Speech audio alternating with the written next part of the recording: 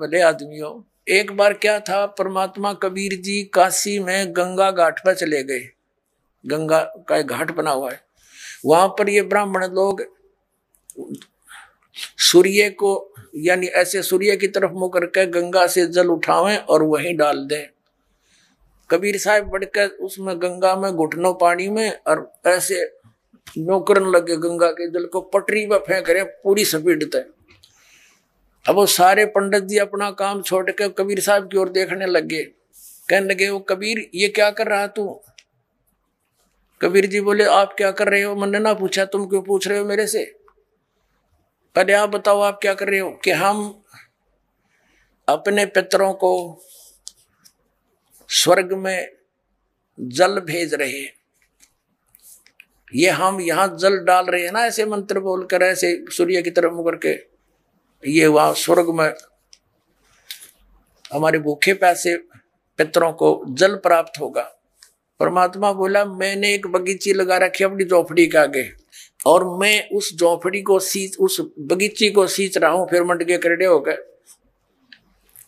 तो वो कहने लगे, रे भोले आदमी, इतनी दूर कैसे जाएगा जल? ये तो यहीं पड़ा है। वो तेरी झोपड़ी के आगे बगीची जो छोटी सी लगा रखी, वो कैसे सिंचाई होगी इससे? कि एक लाखों किलोमीटर दूर, मील दूर तुम्हारे पितरों को स्वर्ग में ये पानी मिल सकता है, तो ये 2 किलोमीटर पर क्या दिक्कत आएगी इसको? तो उनकी चौंध टूट गई। पंडित जिया ने फिर अपना गलती स्वीकार की, मालिक की शरण ग्रहण करी। अपने आत्मा वही यहाँ ये सिस्टम है। देखो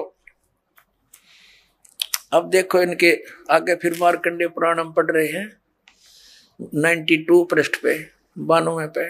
उससे वृक्ष योनि में पड़े हुए पितर तृप्त होते हैं। अच्छा, वृक्ष तो है इतना बड़ा और पानी निचोड़े कपड़े का उड़ा गंगा के किनारे, बताओ वृक्ष कैसे तृप्त होगा? उसमें तो बाल्टी भर गिरनी पड़ेगी। तो किसी मूर्ख बना रखे। देखो, और नहाने पर अपने शरीर से जो जल के कण इस पृथ्वी पर गिरते हैं, उनसे उन पितरों की तृप्ति होती है जो देव भाव को प्राप्त हो रहे हैं। देखो इनकी अकल।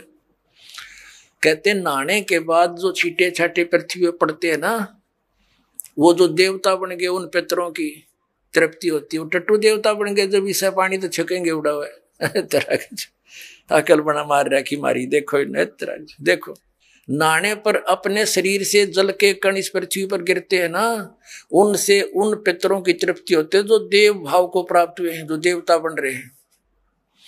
और पिंडों के उठाने से वो पिंड भरवाते हैं, अन्न के कण पृथ्वी पर गिरते हैं ना, उनसे पशु पक्षी योनियों में पड़े हुए पितरों की तृप्ति होती है। बता वो पशु योनि में कितना भैंस बन के खड़ी होगी, उनकी वह माई या दादी ताई काकी है, और उड़ा वह कण गिरे पृथ्वी पर कीता है। वह भैंस तो उड़े एक टोकरा भूस खावा डेली, एक कण ते क्यों कर छिकेगी वह है तेरा कैसे भैया?